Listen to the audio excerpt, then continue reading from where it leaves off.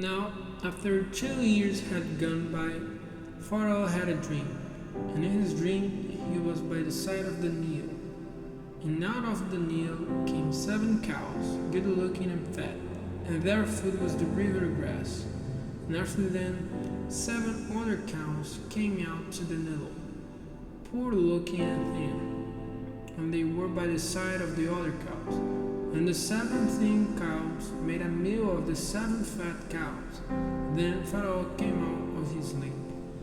But he went to sleep again and had a second dream, in which he saw 7 heads of grain, full of good, all on one stem. And after them came up 7 other heads, thin and wasted by the east wind. And the 17 heads made a meal of the good heads. And when Pharaoh was awake, he saw it was a dream. And in the morning his spirit was troubled, and he sent for all the wise men of Egypt and all the holy men, and put his dream before them. But no one was able to give him the sense of it. Then the chief wine servant said to Pharaoh, "The memory of my sin comes back to me now." Pharaoh had been angry with his servants, and had put me in prison in the house of the captain of the army, together with the chief bread maker. And we had a dream on the same night, the 2 of us, and the dreams had a special sense. And there was with us a young Hebrew, the captain's servant. And when we put our dreams before him, he gave us the sense of them. And it came about as he said. I was put back in my place, and the bread maker was put to death by hanging. Then Pharaoh sent for Joseph, and they took him quickly out of the prison. And when his hair had been cut and his dress changed, he came before Pharaoh. And Pharaoh said to Joseph, "I have had a dream, and no one is able to give me the sense of it. Now it has come to my ears that you are able to give the sense of a dream when it's put before you."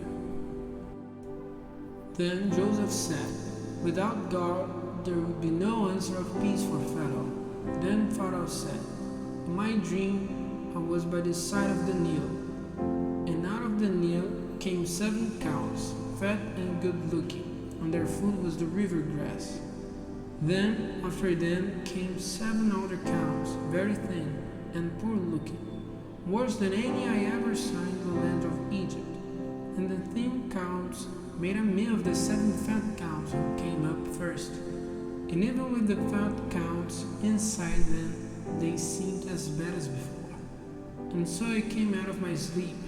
And then again, in a dream, I saw 7 heads of grain, full and good, coming up one stem. And then I saw 7 other heads, dry, thin, and wasted by the east wind, coming up after them. And the 7 thin heads made a meal of the 7 good heads. And I put this dream before the wise men, but no one of them was able to give me the sense of it." Then Joseph said, "These 2 dreams have the same sense. God has made clear to Pharaoh what he is about to do. The 7 fat cows are 7 years, and the 7 good heads of grain are 7 years. The 2 have the same sense. The 7 thin and poor-looking cows who came up after them are 7 years, and the 7 heads of grain, dry and wasted by the east wind, are 7 years, when there will be no food. As I said to Pharaoh before, God has made clear to him what he is about to do. 7 years are coming, in which there will be great wealth of grain in Egypt. And after that will come 7 years when there will not be enough food. The memory of the good years will go from man's mind, and the land will be made waste by the bad years.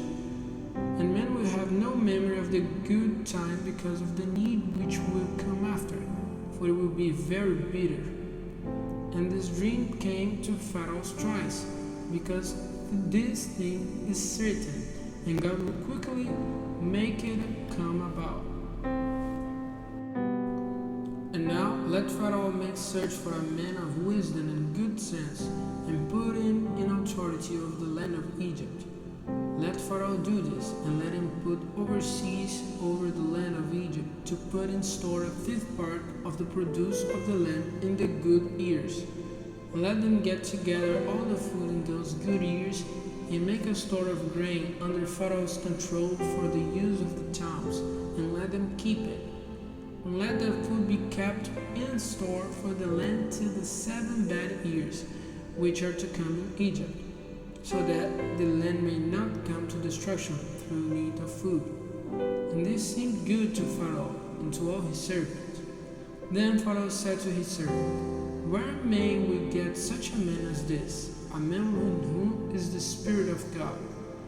And Pharaoh said to Joseph, "Seeing that God has made all this clear to you, there is no other man of such wisdom and good sense as you. You then are to be over my house, and all my people will be ruled by your word. Only as king will I be greater than you." And Pharaoh said to Joseph, "See, I have put you over all the lands of Egypt." Then Pharaoh took off his ring from his hand and put it on Joseph's hand, and he had him clothed with the best linen, and put a chain of gold round his neck. And he made him take his seat in the second of his carriage. And they went before him crying, "Make a way." So he made him ruler over all the land of Egypt. Then Pharaoh said to Joseph, "I am Pharaoh, and without your order no man may do anything in all the lands of Egypt." And Pharaoh gave Joseph the name of Zaphanah-Paneah, and he gave him Asenath, the daughter of Potiphar, the priest of On, to be his wife. So Joseph went through all the lands of Egypt. Now Joseph was 30 years old when he came before Pharaoh, king of Egypt. And Joseph went out from before the face of Pharaoh and went through all the lands of Egypt. Now in the 7 good years the earth gave fruit in masses. And Joseph got together all the food of those 7 years. He made a store of food in the towns. The produce of the fields round every town was stored up in the town. So he got together a store of grain like the sand of the sea, so great a store that after a time he gave up measuring it, for it might not be measured. And before the time of need, Joseph had 2 sons, to whom Asenath, the daughter of Potiphar, priest of On, gave birth. And to the first he gave the name Manasseh, for he said, "God has taken away from me all memory of my hard life and of my father's house." And to the second he gave the name Ephraim, for he said, "God has given me fruit in the land of my soul." And so the 7 good years in Egypt came to an end. Then came the first of the 7 years of need, as Joseph had said. And in every other land they were short of food, but in the land of Egypt there was bread. And when all the land of Egypt was in need of food, the people came crying to Pharaoh for bread. And Pharaoh said to the people, "Go to Joseph, and whatever he says to you, do it." And everywhere on the earth they were short of food. Then Joseph, opening all his storehouses, gave the people of Egypt grain for money. So great was the need of food in the land of Egypt. And all land sent to Egypt to Joseph to get grain, for the need was great over all the earth.